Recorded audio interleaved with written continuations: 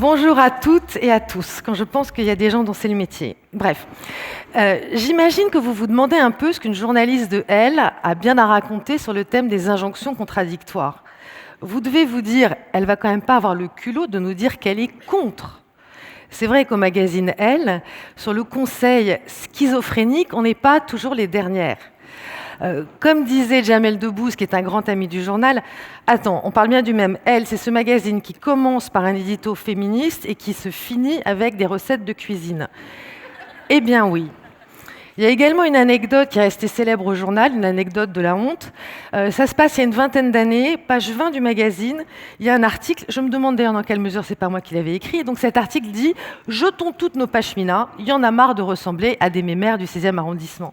Et exactement 8 pages plus loin, il y a une grande page pleine, bon d'achat, achetez votre pashmina estampillée Elle, en 6 couleurs, pas cher. Alors, que dit cette anecdote? Elle dit un petit peu que les gens chez Elle sont cinglés, mais pas tant que ça. Elle dit surtout que les femmes, au bureau aussi, ont avantage à parler entre elles. Hein, le réseau, la pub parle à la rédaction, et c'est beaucoup plus simple. Il faut beaucoup écouter ce que dit Anne-Cécile Sarfati. Elle active toujours de bons conseils. Eh bien bref, avec tout ça, moi si je suis venue ici aujourd'hui, c'est pour vous dire que les injonctions contradictoires, c'est chouette. Moi, j'adore ça. Et j'en mange tous les jours, et j'en distribue autour de moi, à mes lectrices, à ma famille, à mes enfants, à mes amis. Je vais vous expliquer pourquoi, mais d'abord, je voudrais qu'on fasse le point sur ce dont on est en train de parler.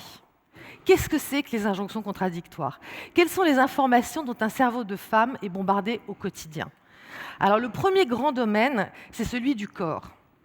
Et là, j'ai un petit effet scénique, donc je vais désigner des gens dans la salle. Je vous supplie de rien de prendre personnellement, de toute façon, je ne vous vois pas, vous êtes dans le flou. Ne sois pas grosse, mais ne fais pas de régime, c'est l'effet yo-yo. Ne sois pas vieille, mais ne fais pas de botox, ça se voit. Toi, tu devrais être blonde avec des petits seins. Ah non, plutôt tu devrais être brune avec des grosses fesses. Mange du chou cal, c'est bon pour ton corps. Non, mange plutôt du chou à la crème, c'est bon tout court. Ne mets pas de déodorant, ça va donner le cancer. Mais en même temps, si tu sens le fennec, t'attrapes plus jamais aucun bec. Mets des talons. Non, mets des baskets. Fous un slim, toi. Non, mets un flair comme moi. Fous ta cagoule, mais fous pas ta burqa, hein, attention.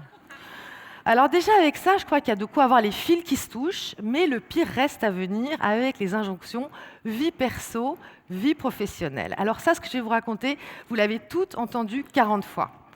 Tombe enceinte avant 40 ans. Mais construis ta carrière avant 40 ans. Choisis, mais alors très librement entre sein et biberon, parce que tu sais, ton corps, c'est ton corps. Non mais sans déconner, si t'aimes tes gosses, faut que tu les allaites. Faut d'ailleurs que tu les allaites pendant 8 mois, tout en retournant bosser au bout de 6 semaines de préférence. Tes enfants, tu sais quoi, il faut vraiment que t'en profites parce que ça passe trop vite. Mais n'oublie pas, on a besoin de toi pour aller péter le plafond de verre. Hein. Tu veux être maman au foyer? Eh ben tu le fais. Parce que c'est super, c'est ta décision. Mais pense à une chose, dépendre du salaire de son mec à 40 ans, c'est le Moyen-Âge. Élève tes filles comme des fils. Ou plutôt non, élève tes fils comme des filles. Suis ton instinct, mais n'oublie jamais de te faire coacher. Bats-toi, partout, tout le temps. Mais apprends à choisir tes combats. Alors à ce stade, vous devez vous dire, pourquoi cette femme est folle? Pourquoi est-ce qu'elle trouve que les injonctions contradictoires, c'est si chouette que ça? Eh bien, il y a 3 raisons. La première, c'est que je pense que... je voudrais qu'on imagine ensemble plutôt un monde où les injonctions ne seraient pas contradictoires. Un monde dans lequel on vous dirait ne vieillis pas, sans préciser reste naturel. Eh bien, madame là qui est si jolie, dans 10 ans, elle ressemblera à quoi? À Jocelyne Wildenstein, la femme panthère. Je crois qu'on voit toute la tête qu'elle a. Un monde dans lequel on nous dirait profite de tes enfants, ça passe trop vite, sans nous dire va donc nous péter le plafond de verre, eh bien, ce serait une vie à mi-chemin entre quoi? La Corée du Nord et le triplex de Melania Trump, et ça ne fait pas forcément rêver. Deuxième argument, je pense que l'injonction contradictoire nous rend plus intelligentes. Pourquoi? Parce que le cerveau doit s'adapter en permanence et faire des choix. Choucal ou chou à la crème? Déodorant ou célibat? Petit à petit, le cortex se muscle, et nous voilà en mesure d'exercer la plus belle conquête de l'être humain, le libre arbitre, ça c'est beau. Troisième argument, l'injonction contradictoire crée du lien social, car elle nous permet de nous retrouver entre filles, de picoler et de dire du mal de tout le monde. Imaginons à nouveau un monde idéal, dans lequel il n'y aurait plus d'injonctions contradictoires. On se retrouve entre copines. Ça va, toi? Bah ouais, super. Mais comment ça, super? Bah oui, mais il n'y a pas d'agacement, personne ne te fout la pression, tu lis elle, tu ne deviens pas dingue. Non, pas du tout. Ta mère, non. Ton mari, impeccable. Mais qu'est-ce qu'on fait? On dit du mal de qui? Ben de personne. Mais alors, on commande les mojitos quand même. Bah, plus besoin d'alcool. Là, c'est ce genre d'argument, je pense vous avoir convaincu. Il y a quand même un problème avec ces injonctions contradictoires qui, pour les femmes, effectivement, sont source de rigolade, d'émancipation, de liberté, tout ce qu'on veut.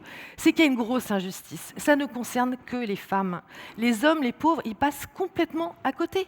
Tout ce qu'on leur demande d'un peu compliqué à gérer, c'est d'être tendre et viril en même temps. C'est-à-dire une bonne chemise de bûcheron rose, l'affaire est dans le sac.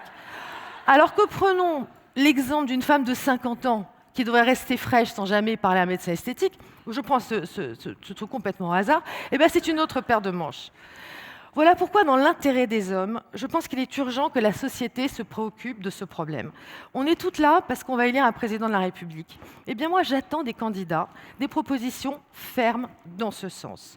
Bombarder les hommes d'infos qui rendent fous. Leur demander tout et son contraire. Leur coller une pression de tireuse à bière. Voilà, mes bien chères sœurs, ce qui serait un grand pas vers la parité. Sur ce, je vous remercie.